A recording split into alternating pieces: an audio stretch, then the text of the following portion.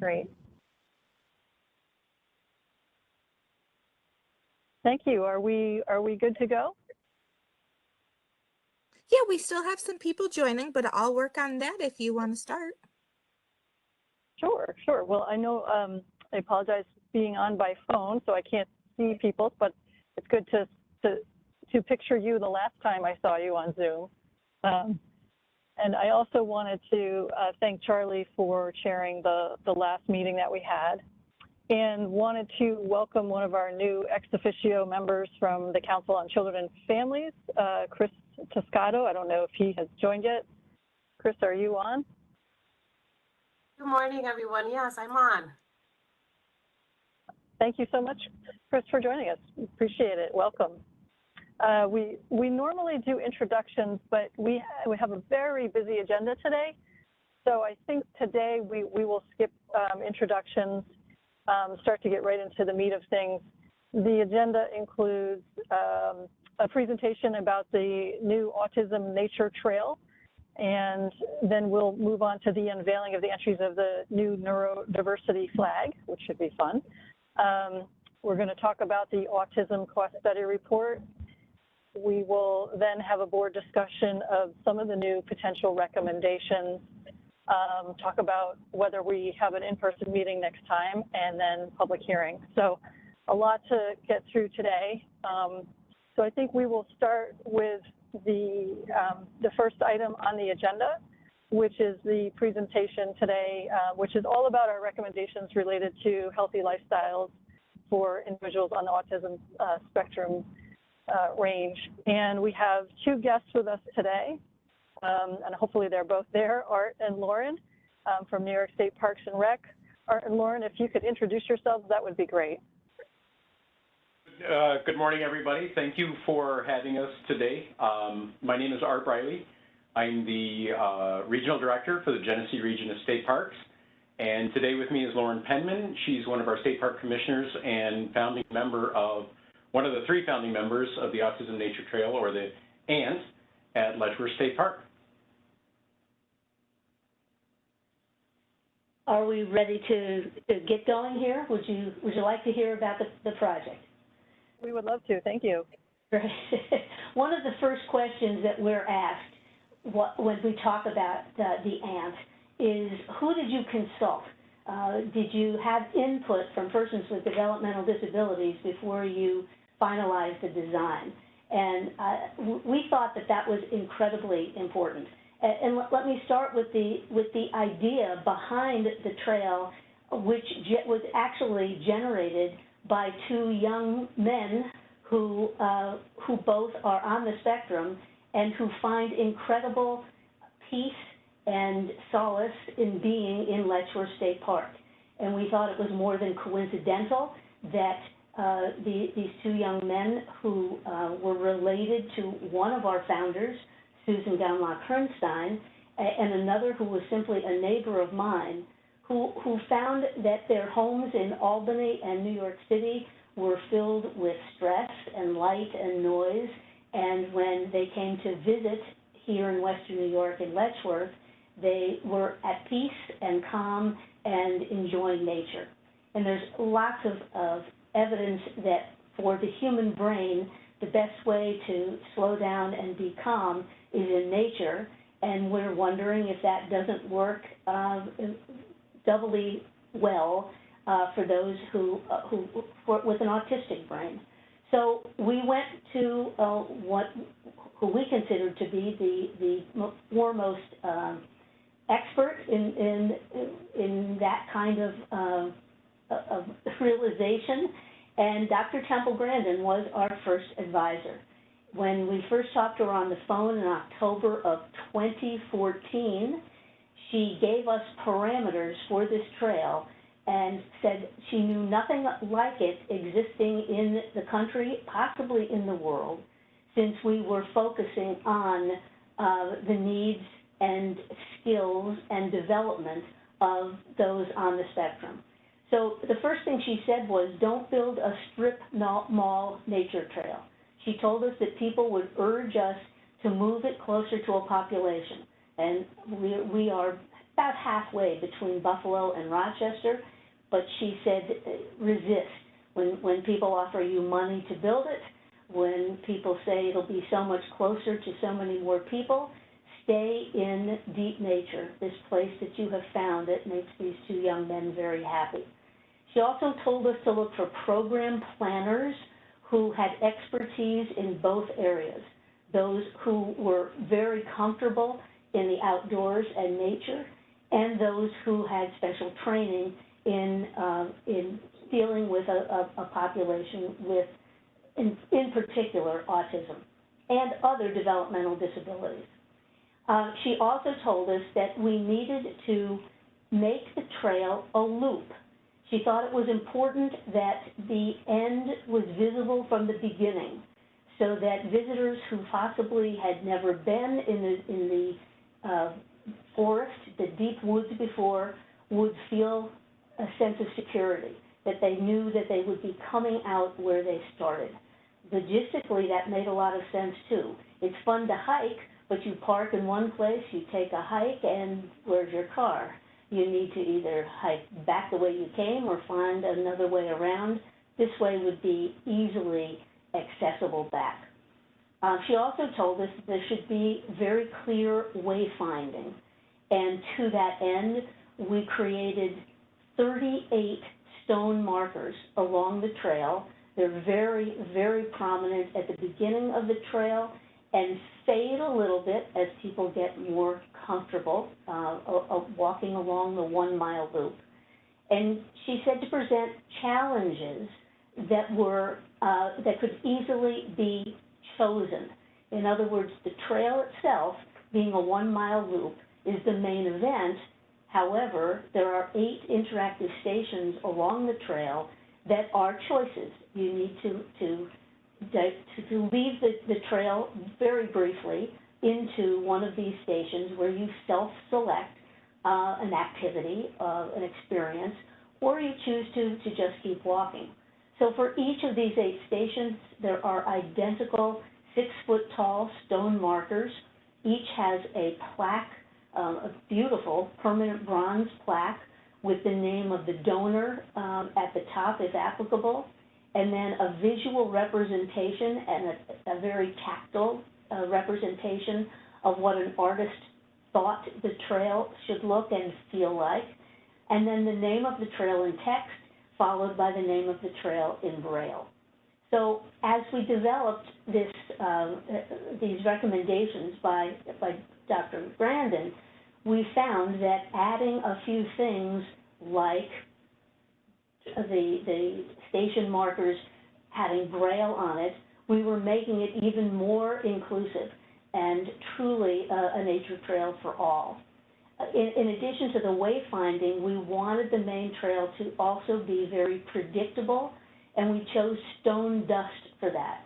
It's a very natural looking surface, but when it packs down, as it has now in this year since we've been open, it actually has a texture like concrete, but it looks very much like a trail in the woods.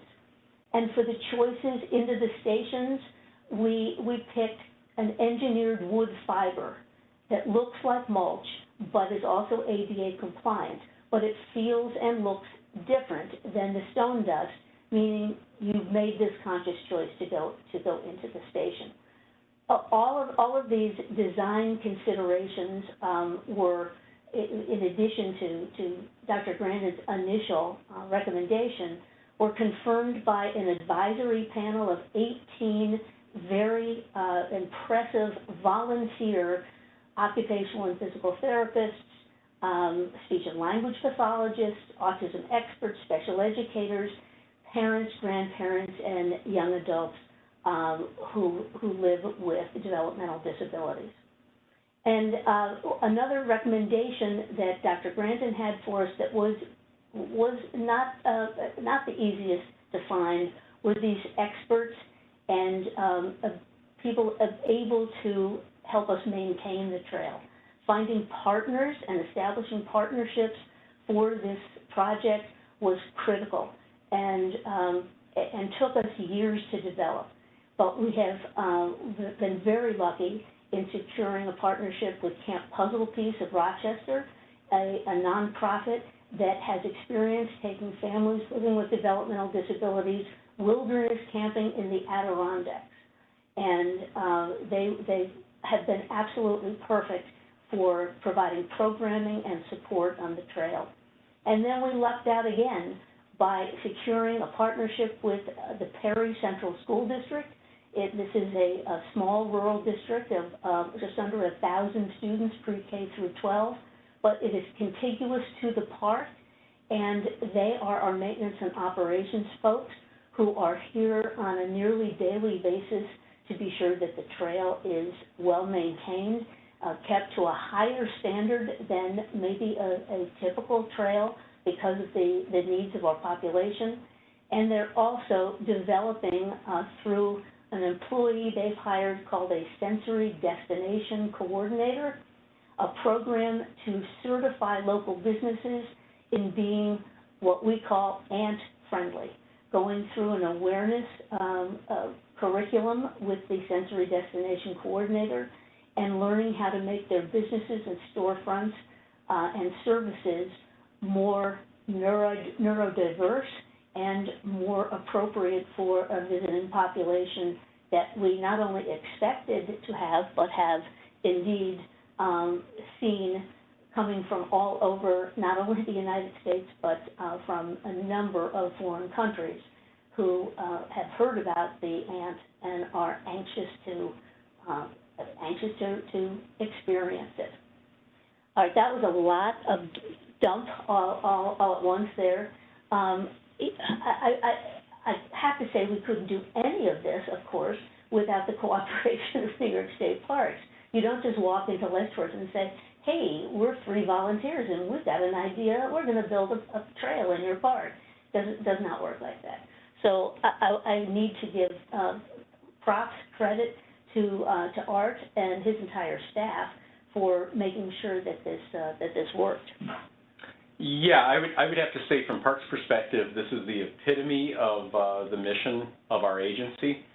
Public-private partnerships, you know, this is not something that was developed by Parks. It wasn't an idea that came to Parks, and it was not funded by taxpayer dollars. It was all privately funded and tenaciously brought to fruition with the founding members. But all of the people of New York and our agency benefited from this this effort, and it brought about not only the partnership, bringing us together with the people that developed the ant, the Perry School District, Camp Puzzle Piece, who has also educated our staff to helping people on the spectrum and an even broader patron base. But we've become more inclusive than we ever were. Now we have opened a new door to a larger community that we didn't have before. And again, it wasn't brought about by Parks, but we really are reaping the benefits of this partnership. We couldn't be more happy. The development also included with these partners an endowment to make sure that we could continue the programming into the future and the upkeep. Those are always major concerns whenever we do anything, you know, in our agency. We want to make sure that we can preserve it going into the future. So all of the development and the design also led to how are we going to take care of this in perpetuity. And we've been able to do that with our partners and with endowments so that we know we can secure, you know, that future maintenance and programming even if times get tough financially. So we're so happy that the idea got brought to us and that we're part of it, and Letchworth gets to benefit from having the ant here right in our backyard. I think it might actually be appropriate to do a virtual tour now. If Alexia is board, we have, as part of our partnership, students and a technology teacher at Perry High School developed a video.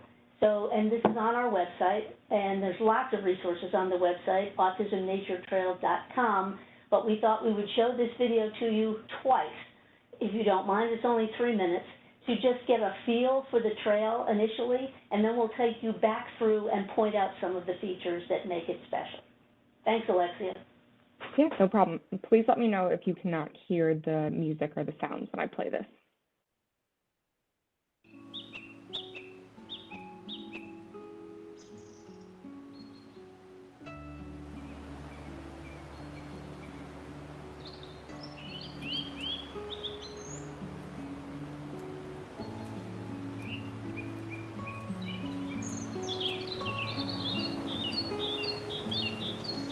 Alexia, you do have a box that's showing up in the middle of the screen. That may be blocking the... Everybody needs to click that box themselves.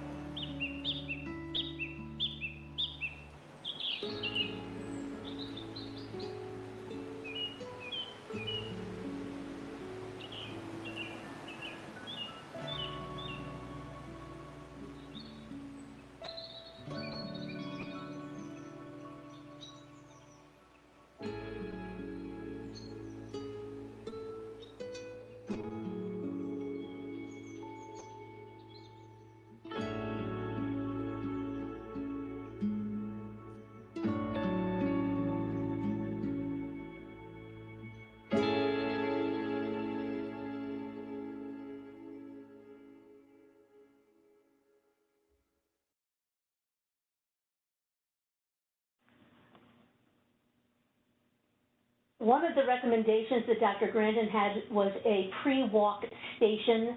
That's what the structure is at the beginning that you see. We call it the Trailhead Pavilion. There are greeters there on the weekends and during July and August when our heaviest traffic is there. We have maps to borrow, and it's incredible that we get them all back at the end. And you won't be able to see it very well. The celebration station on the way out, there are two chalkboards where our visitors are asked to leave a message. They are on the left, and on the right are shelves. Many of our visitors like to pick things up along the way and hold them while they're on their walk, and that's great. But we are a carry-in, carry-out park. That means if you come in with a water bottle, you leave with the water bottle, and if you find something in the park, you can hold on to it while you're in the park, but you leave it there before you exit. And it's incredible what that people comply with that. We have very little trash, and we are recycling interesting things that people find on the trail, leave at the celebration station, and then we take back to the sensory station, which is that very first one. Let's see if we can play it again. I think I can talk through it. You won't have to do a start and stop. But this is the entrance, and notice, if you will, themes of three. An ant's body has three parts to it, and from the boulders in the beginning that look like ants lying down, even to tree placement. It's very ornamental in the beginning. It looks friendly and meandering. That's all very intentional. And then this open pavilion, which has a sense of security, but also empties out into the stone dust trail. And you can see it pretty well here. And then you can see one of our vertical ants on the left, the stone markers, 38 of them. You could always see one, or one of these station markers that I described a little while ago.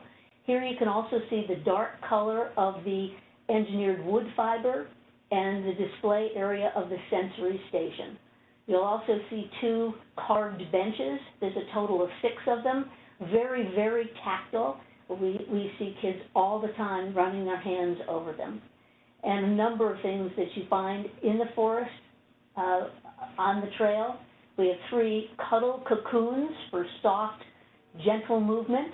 And those locust poles indicate an alone zone where you can just stand and be by yourself. This is the music circle. We heard a lot about music being important to children on the spectrum in particular. And there are 3 instruments to play and a small stage to perform from where kids do dance and sing.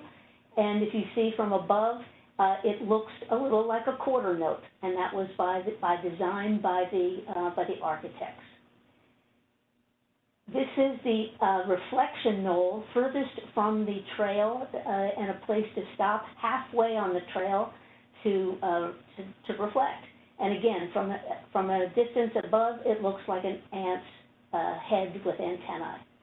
This is the meadow run and climb, designed by occupational and physical therapists. Kids have turned it into an American Ninja Warrior course, timing each other about running up and running down these log steps, going through the play pieces there in the circle while parents can sit comfortably. You can see me trying to get out of the way of the drone, replenishing some of the materials of the design zone. We give them starter structures and some natural materials, and they make forts and teepees and all kinds of things. And then you get to the playful path, which has a number of little obstacles. We have a gentleman this summer who practices his balance after a stroke on that path. This is the nook just before you leave, a place to regroup, make sure everybody's okay, and the celebration station on the way out. In the distance, you can see the Humphrey Nature Center, about 7 years old now, a place where there is Wi-Fi, nice bathrooms, air conditioning in the summer, and heat in the winter, and we share a parking lot with the Nature Center.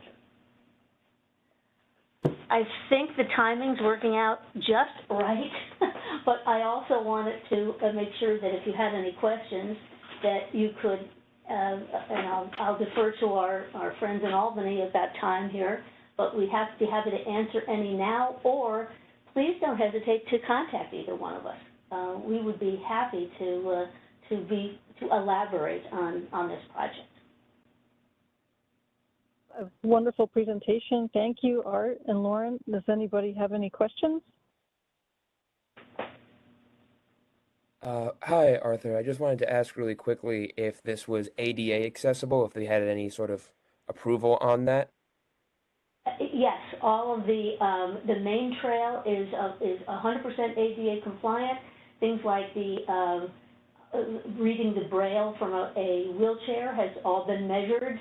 The instruments are fully accessible, and all of the features are reachable through the incline is never out of compliance. A couple of the alone zones are not ADA compliant, but still within the 10% allotment. So yes, to answer, it is an ADA compliant trail.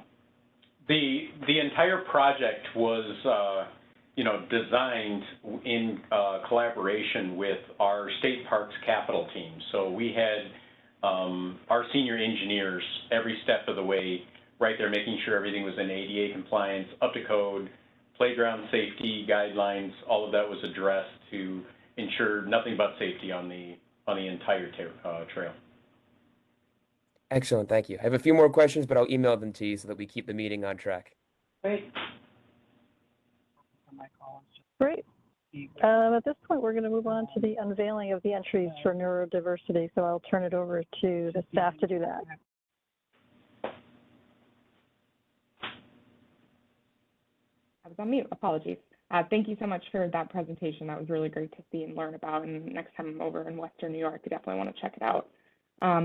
So this is going to be kind of a long presentation. We have almost 40 designs that were submitted. And I'm going to put the presentation up on the screen and read the captions. And I'll just share that now. Briefly, I just wanted to thank everybody again. Lauren and I have another commitment, so we do need to leave, but please feel free to send us any messages, questions, things like that. We'd be more than happy to get back with you. Thank you again for having us.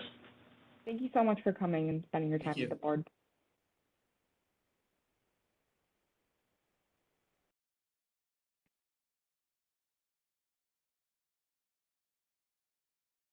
See if I can get this into presentation mode.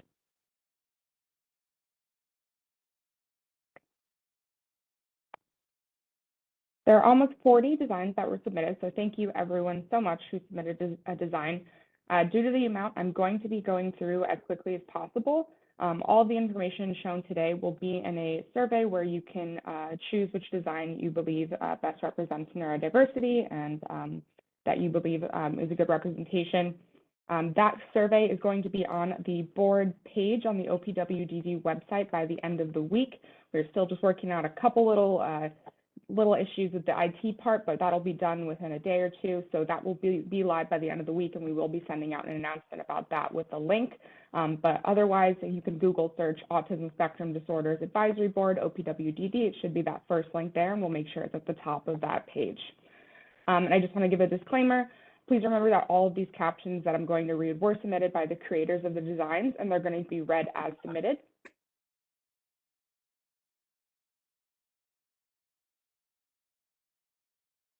Design number 1. The symbol, a red slash crossing out a mathematical less than sign, indicates not less than, because a red slash appears internationally on signage and symbols indicating no, not, don't. The golden yellow background, contrasting with the black less than sign, suggests the bright, enriched future that opens when autistics are no longer considered to be less than others and are no longer left in the dark.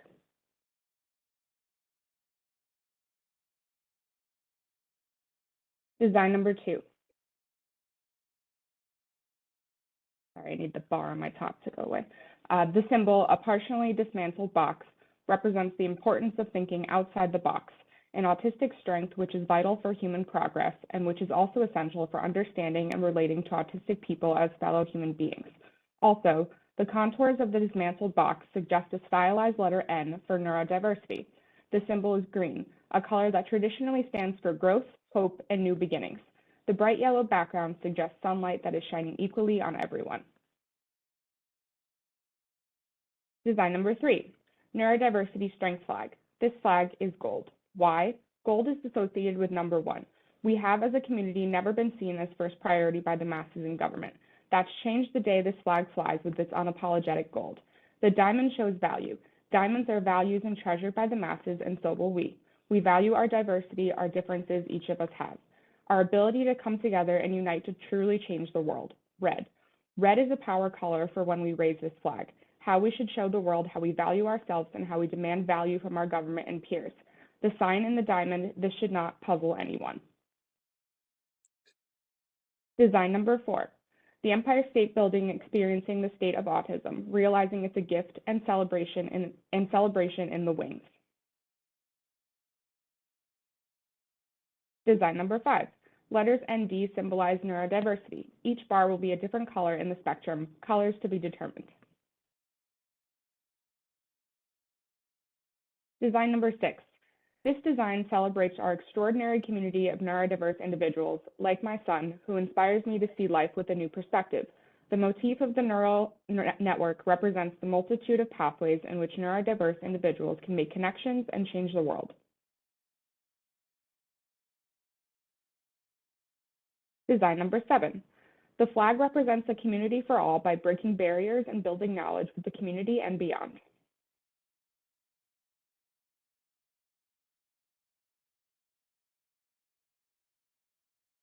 Designs number 8 through 15 are sharing a caption, and it is the following poem. In the world of autism, some change the world. To make this universe every boy, every girl. Some with Oscar winners, Emmys too. Some make life not so blue. The creator of Pokemon has autism in his youth, his own idea from bug catching to the truth. Dan Asterold, he had trouble at school to the loop, but he made Ghostbusters and became with the group. Anthony Hopkins was diagnosed as an adult, 2 Oscars for Science of the Lambs and The Father, Not an Adult. Tim Burton was also autistic. He helped work on the Muppet movie. He made other movies, mainly Halloween and Christmas, as a newbie. Steven Spielberg is rumored to have autism, the king of special effects, who was inspired by Disney. He got an Oscar and he owed a debt.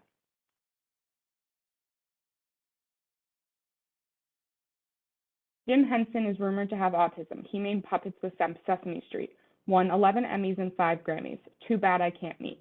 Temple Grandin changed the world of autism. She knew how to calm a horse down. Very little, she showed some. Woody Allen, he outnumbered Star Wars at the Oscars, winning the Oscars for Annie Hall for picture and director. Harold Finney was a star at Sesame Street. He held all the aces. He is best known for playing Big Bird and Oscar in the Street with more spaces. A surfer named Doug rode the waves of Kahuna. Alexis Weinman, who was the first of her kind to win Miss America. Some become heroes like Tommy Valva against selfish workers for his brothers he had off. Some did the Himrick. He learned that from SpongeBob. Some made the world's largest Lego of Titanic, not a snob. You can change the world, autism or not. You can be number one, and you call the shots.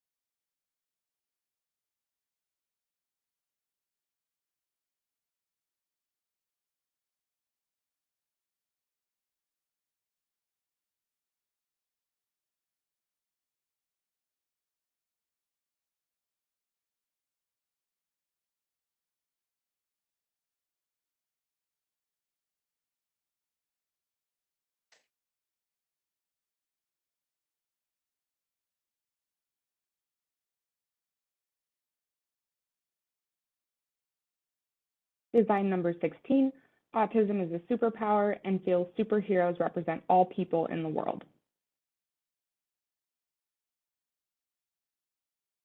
Design number 17, the colors of the 13 stripes are chosen to represent from the top to the bottom are eggplant, autism and autism spectrum disorder, clover green, Down syndrome, orange, learning disabilities, lime flower, dyscalculia, dysgraphia, dyslexia, and dyspraxia, gray, ADHD, gold, mental health conditions, blood red, to represent all of those abused, attacked, killed, or experimented on, blue, Prader-Willi syndrome, brown, sensory processing disorders, pink, social anxiety, aqua, Tourette syndrome, yellow, other known neurodiversity differences, black, ones that haven't been discovered yet.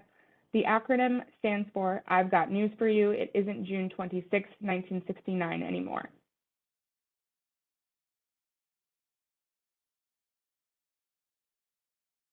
Design number 18, Liam wanted his flag to represent neurodiverse people. Liam specifically wanted his flag to show we are all different, but like everyone else, equal.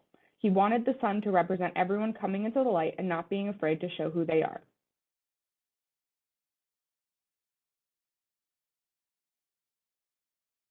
Design number 19, my flag design has 5 different color stripes that each has a meaning. Red is in representation of the Red Instead movement that calls attention to the gender differences in autism and other neurodiverse diagnoses. Orange is for the individuality that comes with being neurodiverse. Yellow/gold is for autism. AU is the element symbol for gold and is the community chosen color to represent autism. Dark purple represents community. Light purple represents unity. There is a white oval with a rainbow infinity symbol in the middle of the flag. The rainbow infinity symbol is the community chosen symbol of neurodiversity. The rainbow represents the full spectrum of neurodiversity and the infinite ways people can be neurodiverse. The infinity symbol is a closed loop that represents the fact that neurodiverse people are whole and not broken. The overall color scheme of my design is a sunrise because the neurodiversity movement is at the sunrise of a very bright future ahead of us. Design number 20. We talked about neurodiversity at our weekly art club meeting. We looked on the internet at how we could read and see what neurodiversity looks like. We made our own interpretation of what we found. We wanted to show how people's brains are different, but still we're all the same too. Design number 21. Incorporate universal symbols and colors, encouraging to light it up blue. There is a puzzle piece background in blue. The yellow in the middle represents acceptance, enlightenment, intelligence, and optimism. The face in the profile represents each individual person. The light bulb represents an idea, illumination, and inner brilliance qualities for which people with autism are often noted.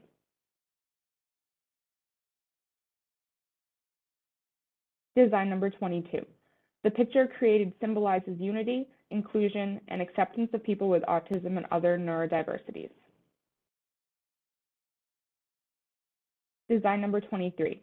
To be heard by expressing creativity by art. Design number 24. The depiction of the flag tells a story, that we're all made differently and all made to think differently. The flag shows a normal functioning brain on one side and has an irregular functioning brain on the other. Neurodiversity is the belief that everyone has different life experiences. Just because someone's life experiences may differ from the next person doesn't make them any less of a person than anyone else. There's no one right way to think, behave, feel, or learn. This is why we all should care enough to embrace the next person's differences. Design number 25, and this caption is repeated on the following slides for a few of these designs. I am only going to read it once, but then give a couple seconds on each page. In this design, neurodiversity is represented by depicting different styles of thinking through drawing and collage. The diverse ways people think are represented by drawing different styles of thinking within the outline of a human head. Separately, they depict scientific, artistic, and many other types of thinking, but together they represent diverse ways members of a community think.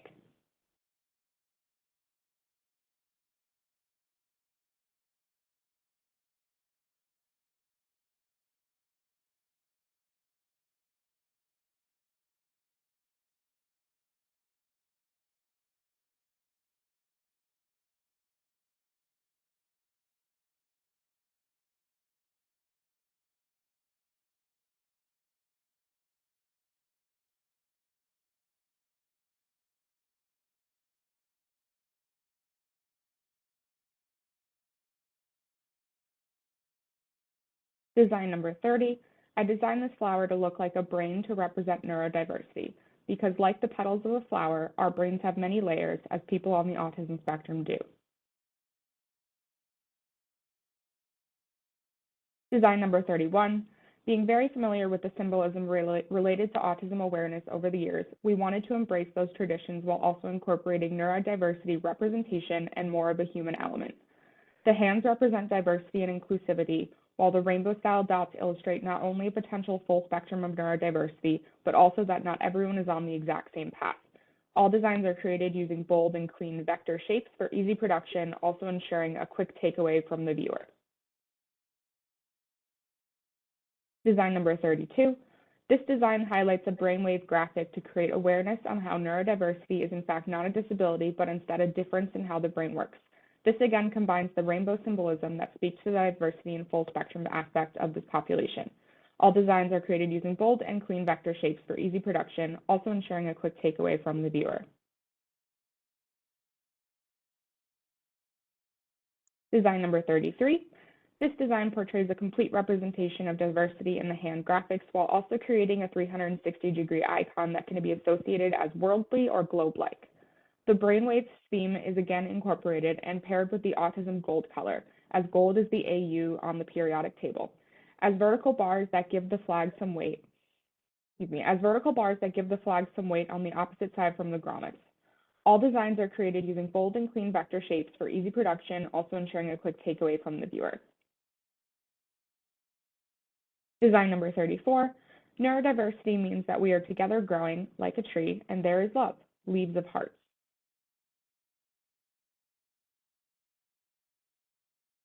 Design number 35, there's a bright future and path for neurodiversity.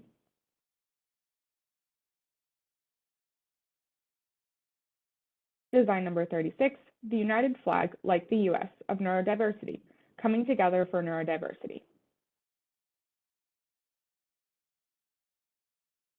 Design number 37, I see autism, neurodiversity, bright and beautiful, rainbow sunglasses.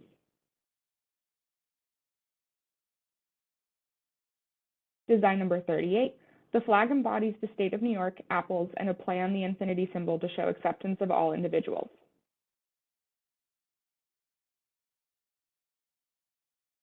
And design number 39, the flag embodies the state of New York, apples, and a play on the infinity symbol to show acceptance of all individuals.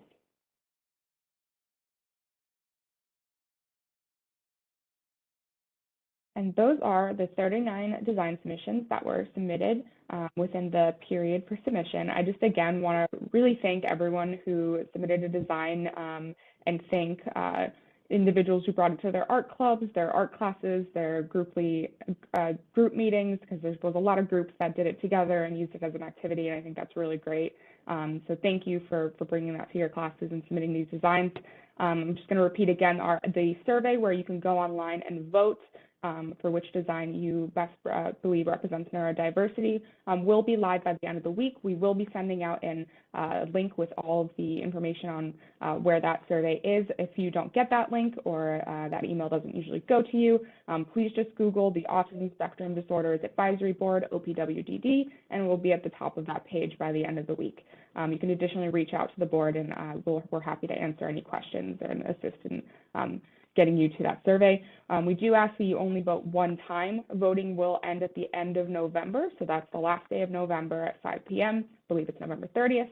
And then at the following board meeting in December, December 6th is the next board meeting, the winner of the design competition will be announced. Wonderful. It was so nice to see so many different submissions. It's really great showing. So, and really well done. So many thanks to everybody who submitted an idea. I think we all know vote once, but vote in November. So thank you for presenting those. We're going to move on now to the Autism Cost Study Report. And for that, I'm going to turn it over to Greg Roberts to walk us through that. Thanks, Greg. Thank you very much, Courtney. Josie, would you be able to pop on the PowerPoint or move it to my screen, whichever you prefer? I cannot. My computer froze. I apologize. Just give me a few minutes and we should be able to fix it. All right. Or if Alexia has it, she can pop it up. Greg, if you want to send it to me, I can pop it up. Yep.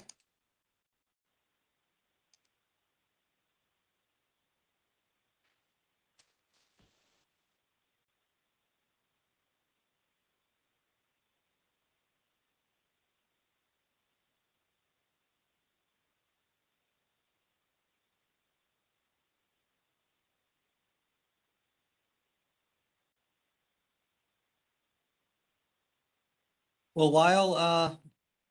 while that's being put up, I can touch base a little bit on the background of the report so that people are aware of what it is and how the methodology was done. So this report was a result of Chapter 210 of the laws of 2018.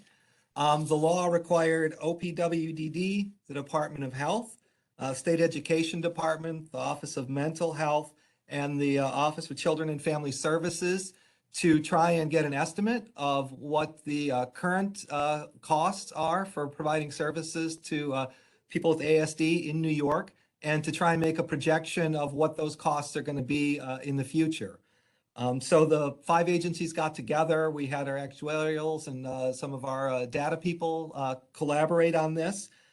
We did, the Office of Mental Health and OCFS don't have anywhere in their systems a indicator that someone has a diagnosis of ASD.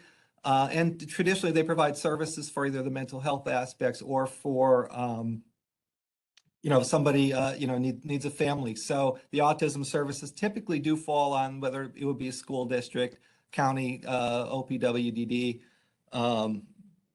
So the data that we're going to show is data from OPWDD, the Department of Health, and the State Education Department.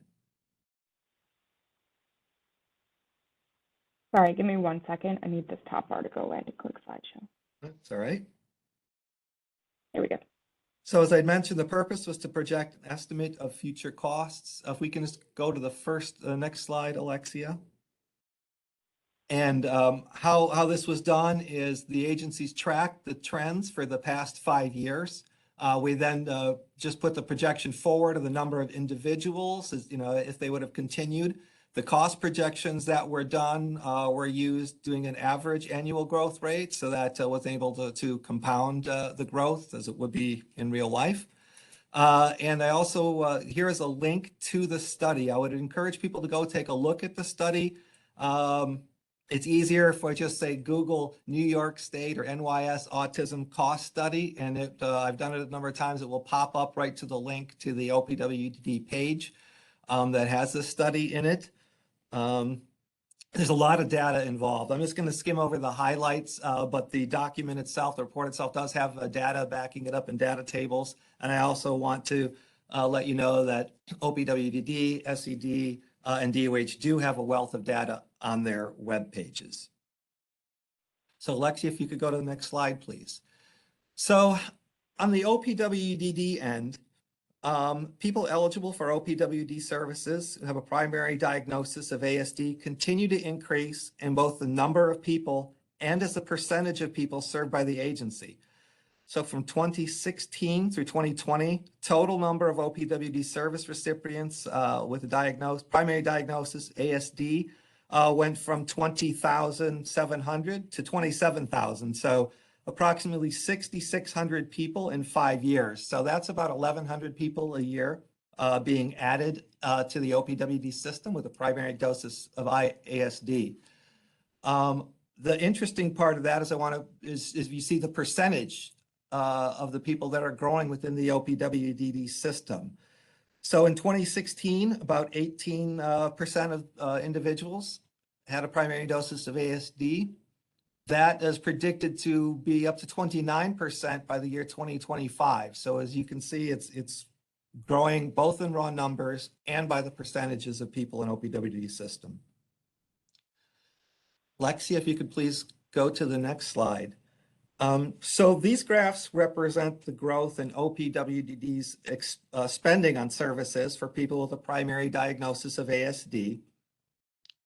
These services are eligible for Medicaid matching funds. So the top part of the bar represents the Medicaid spending, while the bottom part is the state expenditures.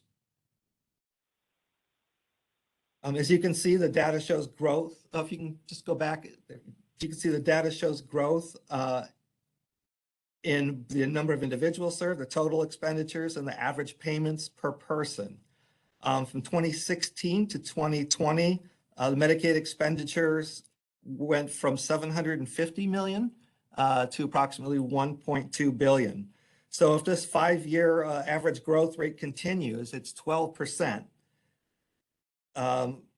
We expect that it's going to grow to about $2.1 billion in 2025, which is an increase of about $900 million.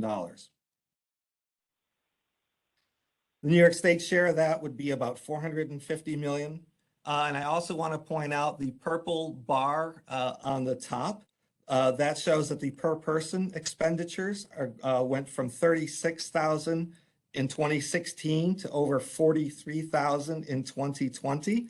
So that's been going up about 4.5% a year. So if this trend were to continue, New York would be spending over $54,000 per person with people with ASD diagnosis, and the state share that would be about $27,000 per year. Can we move to the next slide, please? So on to state education department, they've got two categories that we're counting. One would be special education. The second category would be Access VR. So from 2016 to 2020, state and local expenditures grew from about 1.8 billion to 1.17 billion. During the same period, the state share grew from 378 million to 463 million. So essentially, I think the important number here is the average growth rate for expenditures was about 5.2%. So if this were to continue, the state share cost would increase to about $643 million per year. So Access VR spending, ACD invested approximately $3.5 million in 2017 in Access VR for people with ASD diagnosis. That grew to about 4.65 million in 2021. So if that continues, it will be up to about 5.5 million by 2025. So once again, continued growth in both the number of people served and the costs. We go to the next slide, Alexia. So Department of Health, I want to tackle this in two slides. The first one is the Medicaid expenditures. The second one will be the early intervention expenditures. I also do want to point out on this slide that the data excludes OPWDD, people served by OPWDD, and it excludes early intervention. So we're not double counting. These are individual people and individual costs. So the number of individuals with a primary diagnosis of ASD eligible for Medicaid from Department of Health has increased from 2016 to about just under 30,000 to 46,000 in 2020. So that's an increase in 16,000 people in just 5 years. There's been a steady increase in the gross Medicaid spending over the same 5-year period, although there was a little dip in the last 2 years, and I think they weren't sure whether that was COVID related or not, but there was a dip in the last 2 years. But the takeaways here are the average annual growth rate over years has been an 11.7% increase in the number of people and a 25% increase in Medicaid costs. So the fiscal year 2025 projected Medicaid cost based on the past 5 years is at 580 million with a projected Medicaid state share of 290 million. So those are on the increases. We go to the next slide, please. So this is the expenditures on early intervention. The number of children with ASD who received early intervention services grew from about 10,800 a year in 2015, 2016 to over 14,000 in 2019, 2020. So that's an average growth rate compounded about 7.3%. So if this continues, over 16,000 people will be eligible for EI services by 2025. And those costs are going up approximately $1 million per year. So the next slide is the combined findings. And I think this is what people were mostly interested in, is what is the state going to have to, what should the state plan on spending over the next 5 years? So New York State combined funded approximately $1.3 billion in services and supports for New Yorkers with a primary diagnosis of ASD in 2020. If the expenditures increase in the next 5 years as much as they have in the past 5, it's estimated that New York State will have a total of expenditures about $2.1 billion annually by 2025. So given these estimates, New York State might need to increase their investment supports for people on the spectrum by between $400 to $800 million a year by the year 2025. And if we could go on to the last slide before we do questions. So the last slide here was recommendations, and the state agencies that contributed to this report.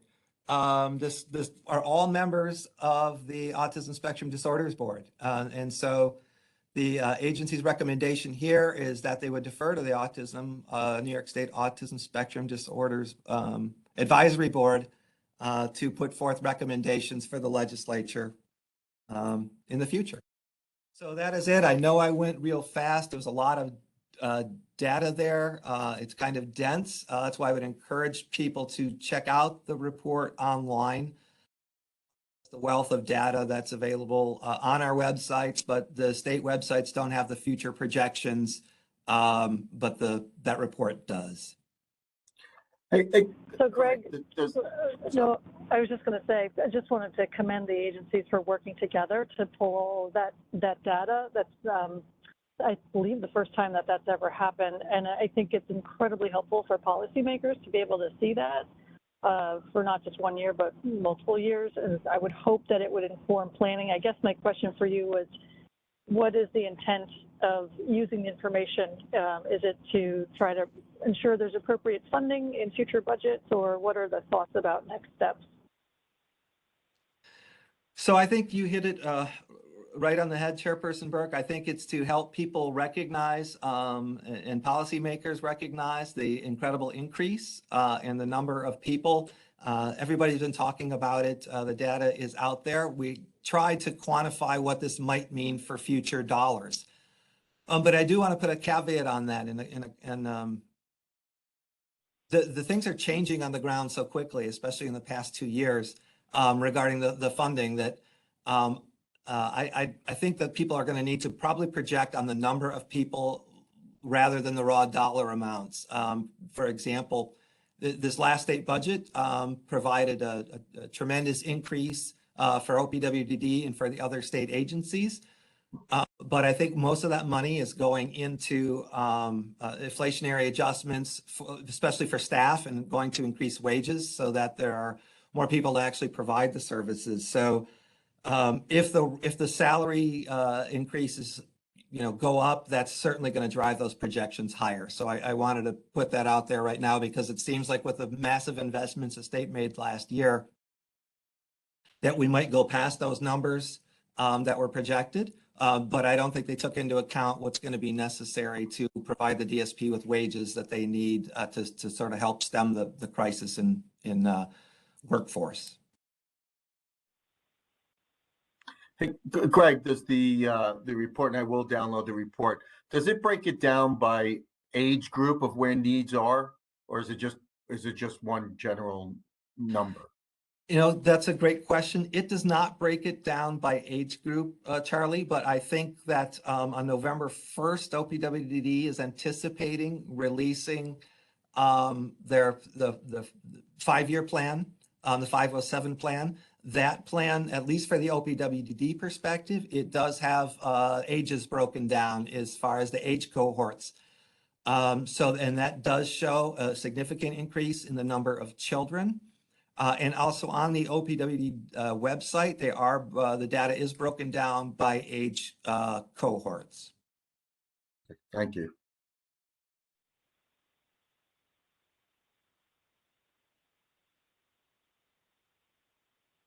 Just one other suggestion, Greg. I think we can spend a whole meeting on recommendations. I think these numbers are so understated when you think about the population getting older and older, and we don't really have much experience of what happens with ASD after the age of 60 or 70 or 80, and we're going to start to get that data. So I'd love to be able to spend more time on this as a board to make some recommendations.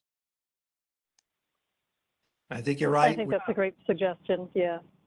We are hearing that a lot from providers, and it's the same issues that everyone faces as they're growing older. Ambulatory issues. There are places with stairs. There are just a lot more things that we need to do, and also the idea of retirement for some people, which has never been out there before. With a lot of day service, people are living a lot longer, and we need to rethink about how people age.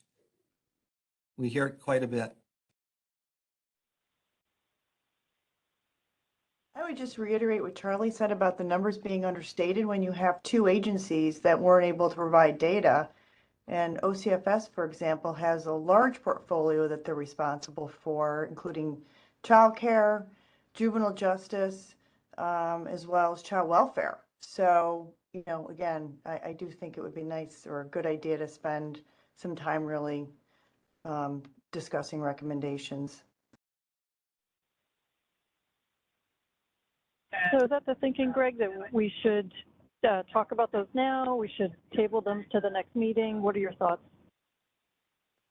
Yeah, so the this presentation was intended to spark some conversation, and I think we were going to spend you know, other rest of the time today, I believe, until public comment at the end, just hearing the board thoughts and board discussion on this, as well as other recommendations. We're probably getting to the point this meeting and the next where we're going to be ready to start putting the bones on another report.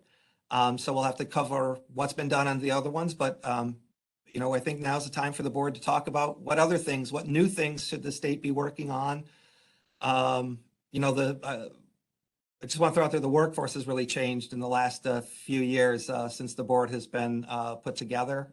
There's been a lot of work on diversity, equity, and inclusion the board's done over the last few years. So I guess this is now the time for the board to help guide the state, help us know what the state needs to do and priorities are of the people. And just one quick clarification of what Greg said. I do need to go over future meeting processes before public comment. So that's just one more thing we have to get done today. But a good amount of time here is scheduled for the board to have a discussion and talk about this, and then anything else that members would like to raise. Well, I certainly think workforce is a huge challenge. It is throughout the sector, and I think we could probably spend a whole meeting on it. It might be good to come up with a way to attack it. And also, Greg, I think one thing I'd like to spend more time on, I think when we first met, one of the first or second meetings, we kind of prioritized what we thought were the most important issues. And number 2 on that list was housing. And I don't think we've had any meaningful discussions on housing for quite some time. I actually can't remember the last time we had a conversation on housing. And as a dad of 2 boys, 22, one in a certified setting, one in a non-certified setting, it's an issue that, you know, just continues to come up. And it seems like very little work has been done there, especially in a non-certified setting. You and I have talked about it, and it seems like that's the future of housing, is more on the non-certified setting than the certified side. Yet it seems like there's very little work that has been done there to guide parents on, you know, how to pursue a non-certified opportunity, or to even help them understand the differences. And I would really like to spend more time on that, because I think of all the things we talk about, there's not one parent that wouldn't agree that housing is the most important issue. Okay. What we can do, we can probably put together a presentation from OPWDD or the appropriate entities for the December meeting, Charlie, if that works, where we can, sure, they can give a presentation and go over exactly what's been happening, and hopefully we can go from there. That'd be great. It's also discussed today, of course. So I think similarly with workforce, if there's a way to look at how the workforce has changed pre-post pandemic and what some of the needs are, that would also be helpful, because we know it's a huge need, but you know, how big, in what ways, so that would be helpful.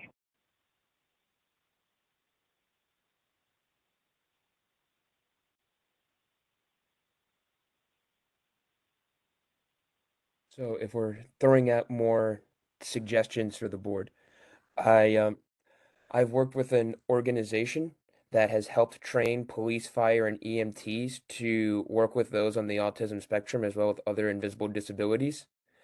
I've had this rolled out with states from Alabama to Utah. I've had police chiefs come up to me saying, okay, we'll take a look at it, it's interesting, and then after the training come up to me crying, reflecting on their own careers, focusing on de-escalation protocols and carrying sensory tools with them to help individuals to help de-escalate potentially dangerous situations. I would like to set up some sort of meeting with somebody, introductory. You know, I'm not expecting you guys to fully trust an individual or a certain group immediately with such a high priority situation, but something to be investigated, to be looked at, to potentially be rolled out in smaller situations in smaller towns to then potentially rise up to prove ourselves in a sense. I If that's something that you guys would be interested in, I can get that meeting started up immediately. Absolutely, Sean. We can follow up. Alexi and I will follow up with you after the meeting. Excellent, thank you.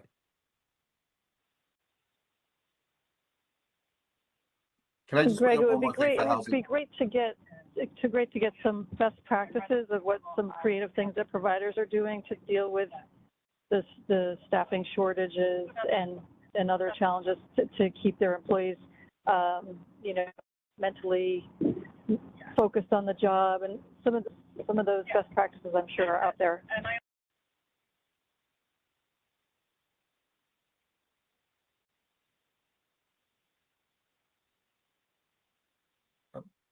I'm sorry, one more thing on housing, and not to dominate it all about housing, because there's more issues than just that, but I just wanted to read just a brief paragraph. So in Long Island, you know, from one of our housing navigators, and this was from her, so if any of this is inaccurate, I apologize, but I think it's fairly accurate. So that last week, New York State issued a call for developers to apply for tax credits to create the affordable housing.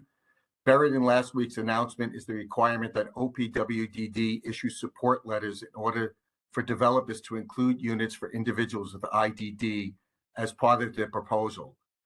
The catch-22 is that OPWDD only opens one 6-week window to issue the required letters of support for this funding.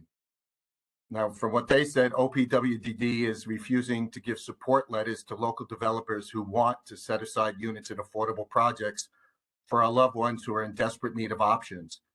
Furthermore, all 464 proposed affordable housing units in Suffolk County, of which approximately 40 would be for people with IDD, are ineligible for New York State's home and community renewal funding because of OPWDD's intransigence to provide a simple support letter.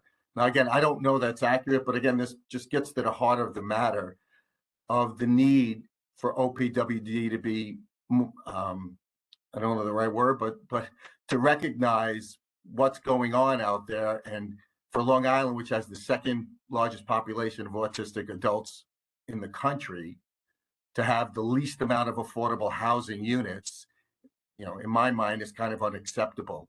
And I hope OPWD looks at this a lot more seriously, letting, you know, the county's putting programs in place that won't cost OPWD a dime. And I think they should support this.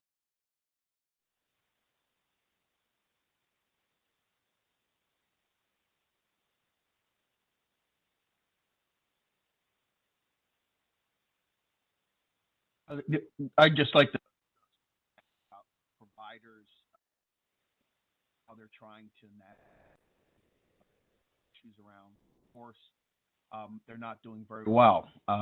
There is a market difference between what our staff are getting and what the market is for them, and they're leaving the field because they can't afford to live on what we're able to provide as providers via Medicaid and OPWDD. I don't see a reversal in that anytime soon, unless there's some sort of recession or something that really again shows that we're competing at 120, 130% of the minimum wage. Right now, it's just barely above minimum wage as the starting salaries for most people, and that was never historically the way it was. We can talk about creative ideas, incentives, training, tuition reimbursement. We got it all. Career ladders, but to get that person through the door to stay long enough to even be part of the career ladder is very different. Every agency, provider, people in self-direction, everyone is struggling with this.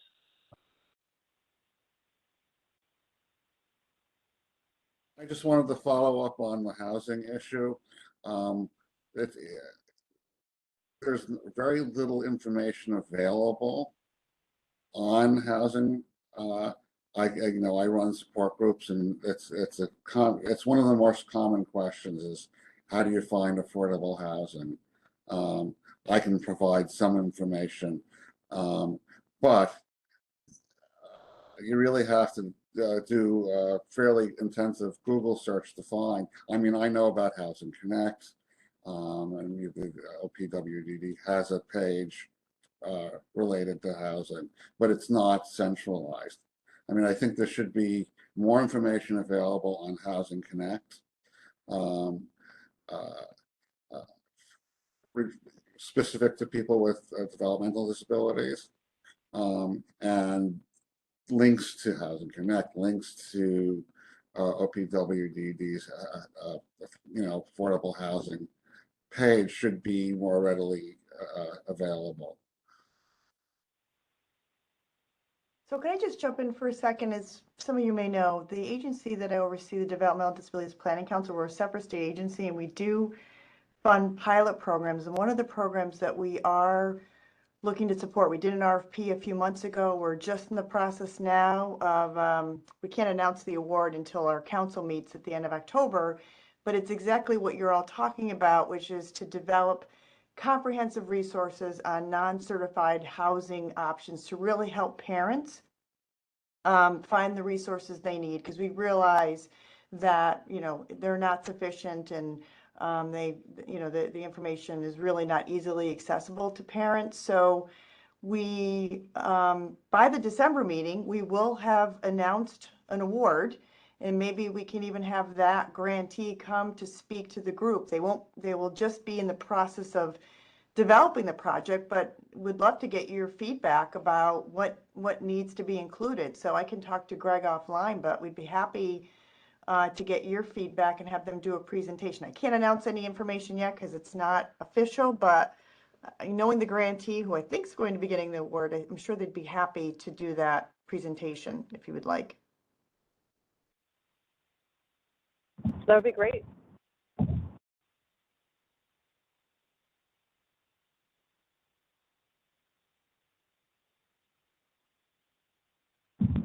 So Greg, those are two very, very big issues, workforce and housing.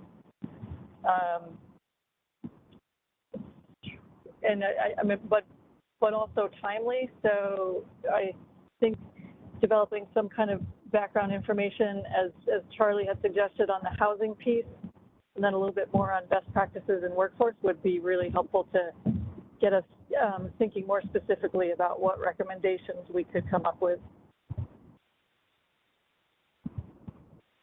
Sounds good. We can provide the board with a bunch of data and resources so that we can come to the next meeting with lots of questions for the housing people, as well as some recommendations to discuss. Okay. Is there any other thoughts before we move on to a discussion of potential in-person meeting?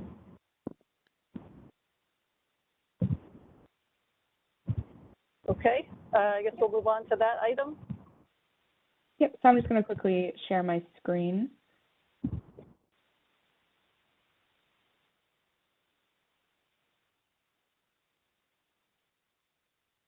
So there is a new law that is into effect now that we must follow for the following board meeting. So there is a requirement that we must have a quorum in person to be considered an official meeting. We can live stream in some members, but it cannot be a majority. And then we can still live stream to the public, but the in-person site must also be open to the public to attend. The next meeting is December 6th at 10 to noon. We will be sending out an email to everyone on the board by the end of the week asking if you plan to be in person. We are going to have an Albany location in the concourse, easy to get to, and we'll provide instructions and directions on that. And hopefully we'll be able to have a quorum in person in Albany, and if not, we'll have to take some steps from there to figure out how to have an official meeting. But plan for December, if you're to come to Albany, if you're in Albany, to be in person, and if you know for sure that there's no way that you could be in person for that meeting, please let us know so that we can get those numbers situated so we have quorum. Greg, did I miss anything on that? No, I think that's about right. We're starting to move back to normal after COVID, and I know a number of board members had expressed the desire to meet and talk in person and see each other face to face, which can certainly be helpful. But yet, we've had a lot of public participation since we've gone remote. A lot more people seem to be weighing in. So I think hopefully we can have the best of both worlds. Agreed. It'd be nice to see people. So hopefully everybody heard that December 6th from 10 to 12. Greg. All right. So I know right before we started this meeting, Greg, you and I were talking, and we were talking about how board meetings would be in person and all, but you said something how we could also have a location in like Long Island, so our Long Island members. Yep, we will look to see what options are available. Josh, I'm not sure what we can do or not do. I think we got a little less flexibility because the law now is there, but we'll try and be as flexible as possible within compliance. Right. All right. I think we've concluded all the business we had on our regular agenda. I know we have time set aside for public comment. Anything else we need to cover before we move on to that part of the meeting?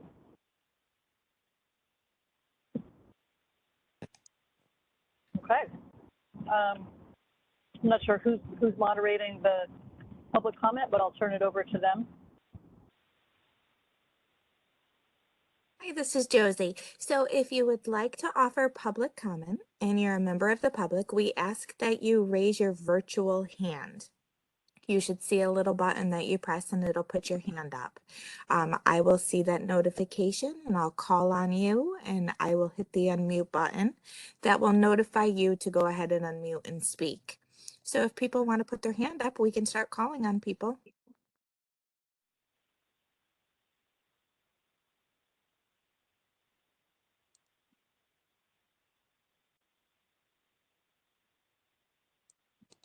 Okay, we have a couple hands. Our first hand is Matthew Ziedman. Matthew, you can hit unmute and speak.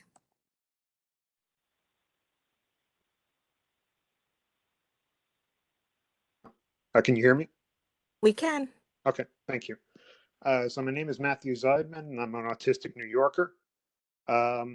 Unfortunately, I happen to find it disgusting, though not at all unexpected, that this board seems to have no interest in promoting or even discussing Andre's Law, the piece of state legislation that would defund Canton, Massachusetts's Judge Rottenberg Center. For decades, autistic New Yorkers who have been completely given up on by everyone, including their parents in many cases, have been shipped across the border to what is nothing less than a concentration camp, where autistic conversion therapists, otherwise known as applied behavior analysts, use electric shocks more powerful than police tasers to torture their autistic patients into compliance. All of this is subsidized by New York State. Bear in mind that torture isn't my word. The United Nations itself has classified the JRC's use of electric shocks as torture and recommended the US government intervene. Unfortunately, the JRC's conversion therapists are quite expert in avoiding legal responsibility and have successfully lobbied for decades to prevent local, state, and federal government bodies from shutting them down or even just banning the use of the electric shocks that they use. When the FDA finally instituted a ban on those electric shock devices last year, it was overturned in court. And the reason I say I'm not surprised this board hasn't discussed or promoted Andre's Law is that unfortunately the New York State Association for Applied Behavior Analysis seems to have very strong influence over your members.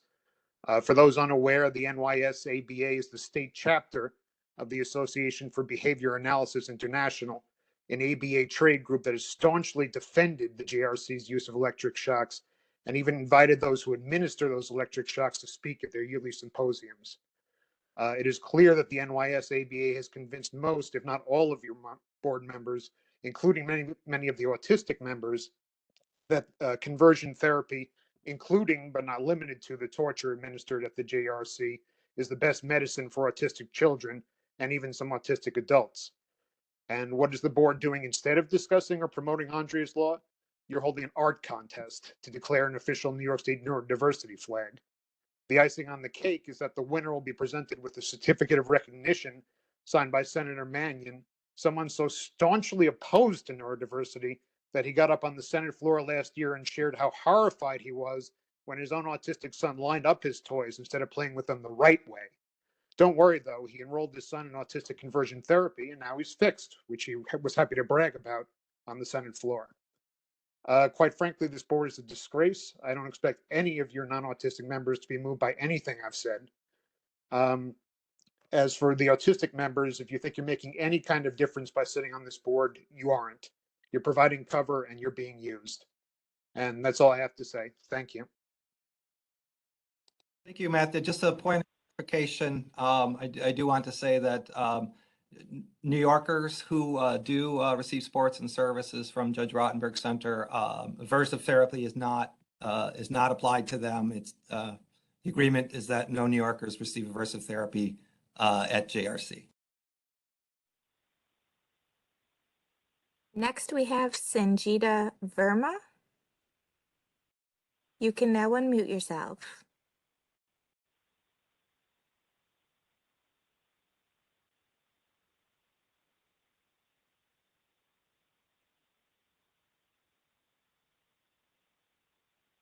You're unmuted.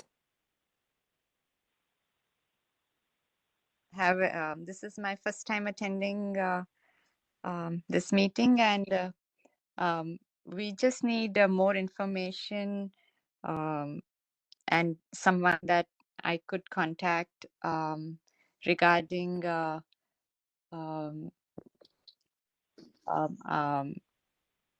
some help about housing. We have a certified housing placement, but they would like to discharge our son, and we want to know if there is some help so that he can continue to stay there as he's finally settling in and doing better with his behaviors.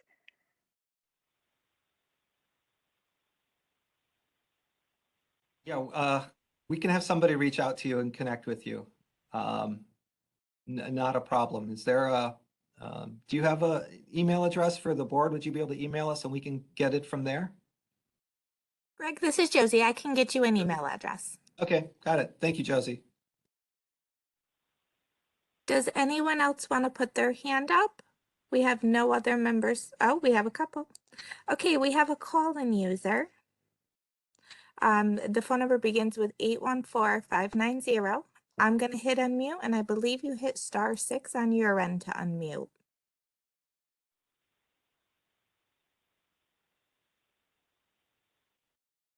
Hello, my name is Laura Hyder. I first see a problem with the ones who are slightly autistic of having trouble finding jobs because, you know, when they raise the minimum wage, some people are autistic cannot earn minimum wage, but yet, and then there's others that are not autistic, but, you know, I studied lead poisoning. I've been studying it in detail, and people who had childhood lead poisoning, they may be slightly autistic, and when they get up to 45, their IQ drops 2 more points, and they have cognitive problems, memory problems, and misplacing things. And I can't see how these people are going to earn, yet they're not diagnosed and not getting Medicaid or SSI or anything. They're not getting any public assistance. They're assumed to be able, but at that point, after losing 2 IQ points, they may not be and they can't find jobs. I know like several older people over 50, several people, even ones that are not, that don't have any particular handicaps, they cannot find jobs. They assume most women over 50 have Alzheimer's and dementia and things like that. And they're not hiring, they're not hiring those people for trainee positions, cashiers, store workers, minimum wage, other minimum wage jobs. They're not hiring those people. And I think there should be some kind of program to get those people hired, maybe in your office. All right, thanks.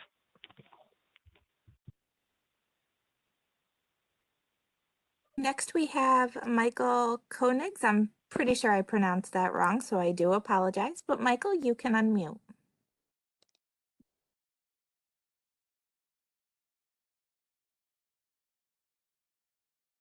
Diversity flag. I'm an executive at ABC Disney and met Josh on a story several years ago and saw how hard he was working at Spectrum Designs and have since followed the extraordinary kind of work this board has done to try to elevate neurodiversity in the state. And just wanted to say it's been impressive to follow from afar the work that you guys are doing, and it goes, it's highly noted. Thank you so much.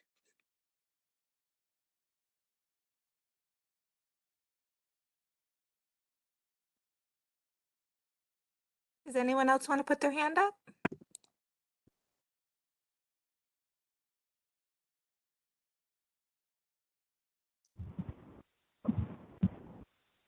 Sounds like we have concluded with public comment. Yes, we have no other hands. All right, great. Well, I just want to again thank the members of the advisory board for your dedication to this issue.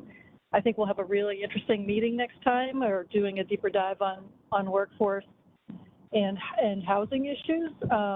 Certainly, if you have any thoughts about how we should structure that agenda, please let myself or Greg know. But really appreciate not only that, but the presentations today from Parks and Rec, as well as the presentation of all of the really different and exciting neurodiversity flags.